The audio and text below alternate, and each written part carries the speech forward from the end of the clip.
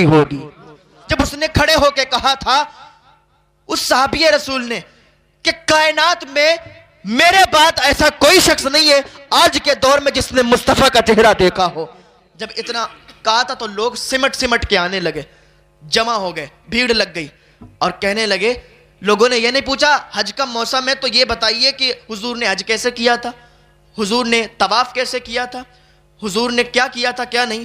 تو جب لوگ آئے تو کہنے لگے تم نے مصطفیٰ کا چہرہ دیکھا، تو مجھے یہ بتاؤ کہ پھر مصطفیٰ کا چہرہ کیسا تھا، مصطفیٰ کا چہرہ کیسا تھا؟ کہ سنو مصطفیٰ کا چہرہ کیسا تھا۔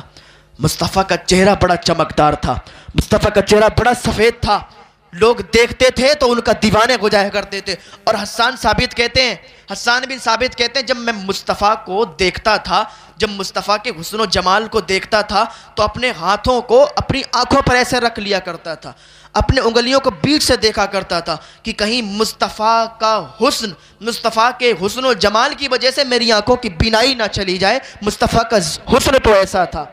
ابو طفیل بیان کرتے ہیں کہ ان کا سینہ اور پیٹ برابر تھا، انہوں نے اپنے انداز میں بیان کیا۔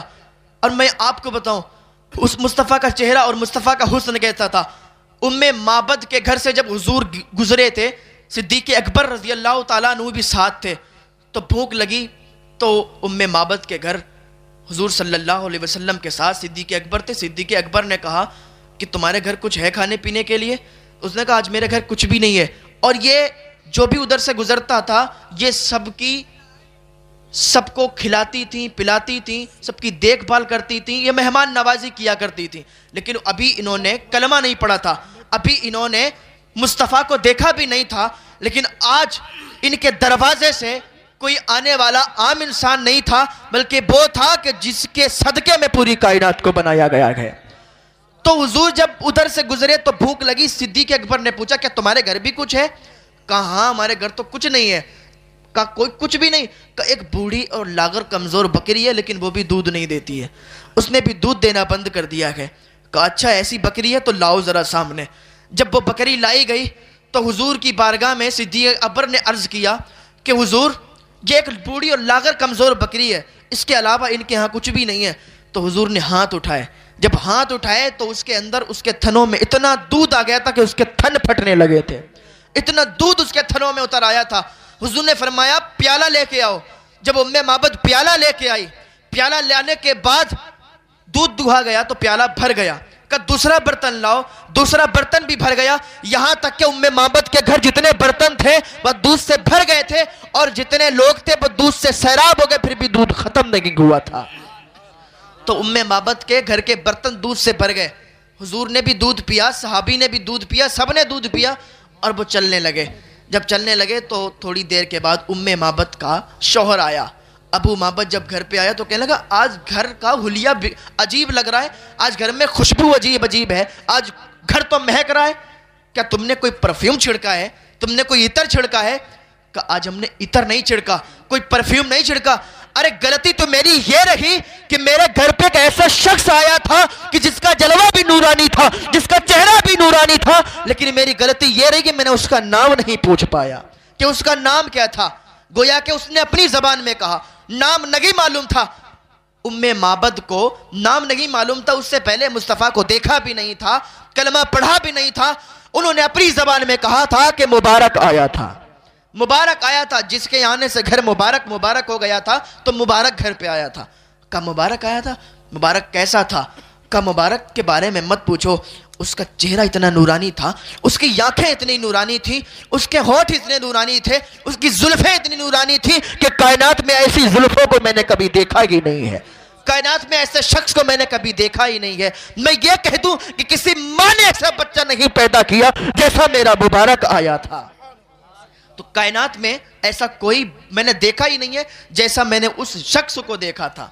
تو جب وہ ابو معبد کہنے لگا کہ اب میں دور بکریاں چرانے نہیں جایا کروں گا، اب میں قریب بکریاں چرانے جاؤں گا، اب مبارک تیرا پھر سے آئے تو پھر مجھے بتانا۔ کہا ٹھیک ہے۔ تو ایک دن بازار گئی تھی معبد، اس کا ساتھ میں بیٹا بھی تھا، تو اس کی جب نظر صدیق اکبر پر پڑی، حضور صدیق اکبر بھی بازار میں تھے، اس نے کہا اماں دیکھو یہ ہمارے گھر جو آیا تھا یہ اس مبارک کے ساتھ آیا تھا، یہ وہ شخص کھڑا ہوا ہے۔ جب اس نے دیکھا ادھر، مڑ کے تو بھاگتی ہوئی اس کے پاس گئی, صدیق اکبر کے پاس گئی اور کہنے لگی کہ میرا مبارک کدھر ہے, میرا مبارک کدھر ہے؟ کہنے لگی کون مبارک؟ کہا اس دن جو تمہارے گھر میرے گھر پہ آیا تھا تمہارے ساتھ. کہا انہیں رسول اللہ کہتے ہیں. کہا رسول اللہ کہتے ہیں. کہا وہ کدھر ہیں؟ کہا چلو ان کے پاس. معبد گئی تھی, معبد گئی حضور کے گھر اور قدموں پہ کلمہ پڑھ کے مسلمان ہو گئی. جب واپس آئی تھی تو زبان پر یہی جاری تھا کہ یہ ناز یہ انداز ہمارے نہیں ہوتے, جھولی میں اگر ٹکڑے تمہارے نہیں ہوتے, ملتی نہ اگر بھیک حضور آپ کے در سے, اس ٹھاٹ سے مگتوں کے گزارے نہیں ہوتے.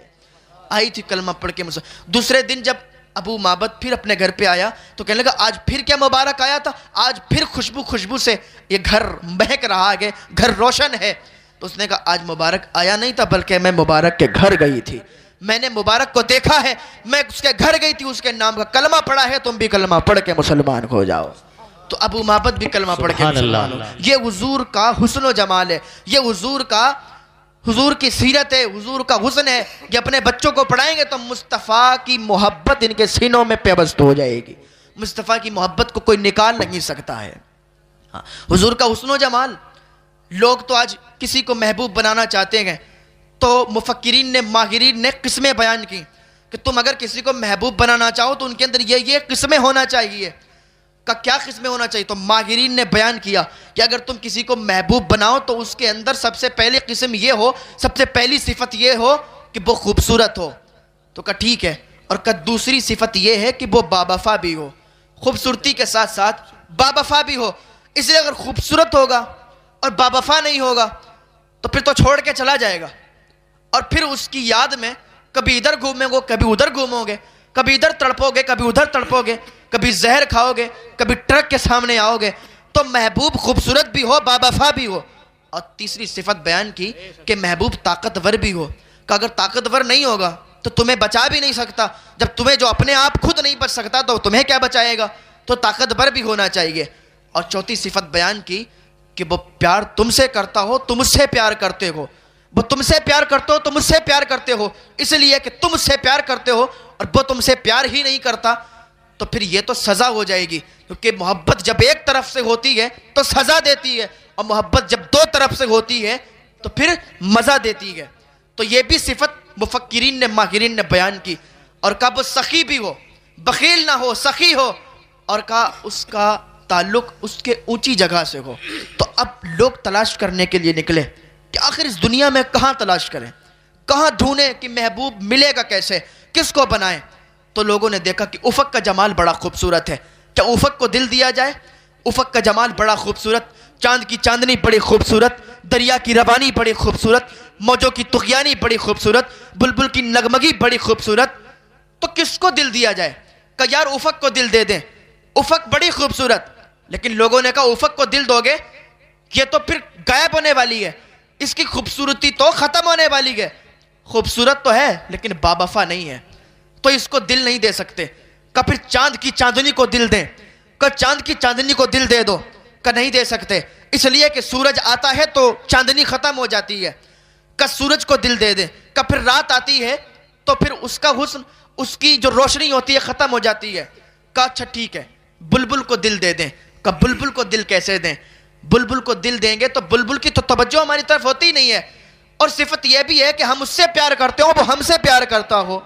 تو یہ تو صفت اس کے اندر, آخر دل دے تو کسے دیں, پیار کرے تو کسے کریں.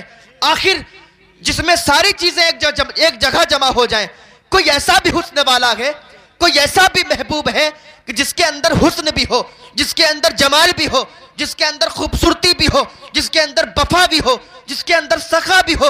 گویا کہ میں نے قرآن سے پوچھا, اے قرآن تو بتا دے کہ جس کے اندر سخا بھی ہو, جس کے اندر وفا بھی ہو, جس کے اندر خوبصورتی بھی ہو, جس کے اندر بخالت نہ ہو, اونچی جگہ سے رابطہ بھی ہو, کیا ایسا کوئی حسن والا ہے؟ تو قرآن کہتا ہے ہاں ایسا حسن والا ہے. قرآن کہتا ہے وَالضُّحَىٰ وَاللَّيْلِ إِذَا سَجَىٰ مَا وَدَّعَكَ رَبُّكَ وَمَا قَلَىٰ وَلَلْآخِرَةُ خَيْرٌ لَكَ مِنَ الْأُولَىٰ وَلَسَوْفَ يُعْطِيكَ رَبُّكَ فَتَرْضَىٰ. اگر تم محبوب بنانا چاہتے ہو, پیار کرنا چاہتے ہو تو کسی دنیا دار سے نہیں بلکہ مدینے کے تاجدار سے کرو تو تمہاری کامیابی. نعرہ تکبیر, نعرہ رسالت, نعرہ غوثیت, مسلک اعلیٰ حضرت مسلک اعلی حضرت، نعرہ تکبیر، نعرہ رسالت۔ کیا بات ہے جواب۔ دنیا دار سے اور حدیث پاک ہے کہ ہم دنیا میں جس سے محبت کریں گے کل میدان محشر میں ہم اسی کے ساتھ ہوں گے۔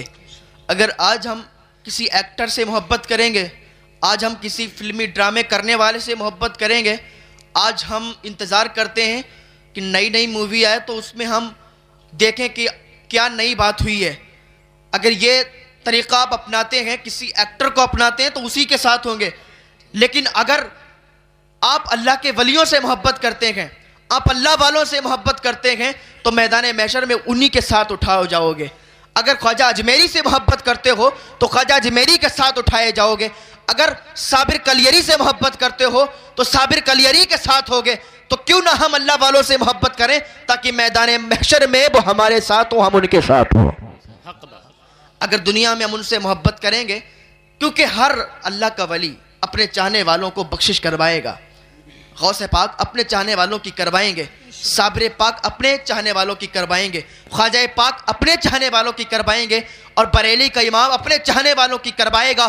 تو اعلیٰ حضرت جب اس ٹائم لوگوں کی بخشش کرواتے ہوں گے تو اس ٹائم وہ لوگ بھی آئیں گے جو آج حضور کے علم غیب پر گلیاں اٹھاتے ہیں، وہ لوگ بھی آئیں گے، کہیں گے اعلیٰ حضرت کیا ہمیں جانتے نہیں ہو، کیا ہمیں پہچانتے نہیں ہو؟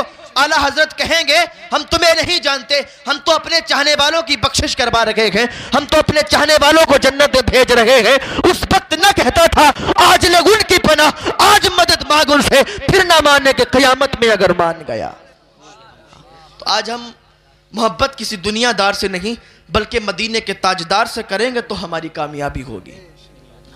بس آخری بات کہہ کے میں گزرتا ہوں، ٹائم ہو چکا ہے زیادہ۔ دیکھو مصطفیٰ کا اگر حسن و جمال اپنے بچوں کو جب تربیت کرو گے اپنے بچوں کی، آج بچے بگڑ جاتے ہیں تو اس لیے بگڑ جاتے ہیں کیونکہ ان کی اچھی تربیت نہیں ہوتی۔ جن کی اچھی تربیت ہوتی ہے اور بہتر تربیت تبھی ہوتی ہے جب اپنے بچے کو آپ مدرسے میں داخلہ کروا دو بچپن کی زمانے میں۔ جب بچپن کے زمانے میں آپ اپنے بچے کو مدرسے میں داخل کر دو گے، دنیا کا کوئی ایسا عالم نہیں ہوگا، دنیا کا کوئی ایسا حافظ نہیں ہوگا، دنیا کا کوئی ایسا مفتی نہیں ہوگا جو پڑھائی کرنے کے بعد اپنے باپ کو گالی دے دے، اپنی ماں کو گالی دے دے، اپنے ماں باپ کو گھر سے باہر نکال دے۔ کتنا بھی کڑا کم پڑھا لکھا انسان ہو لیکن اپنے ماں باپ کی عزت کرنا اسے معلوم ہوگی، اپنے ماں باپ کی قدر کرنا سمجھے گا۔ تو آج لوگ اپنے بچوں کو پڑھا نہیں رہے، اپنے بچوں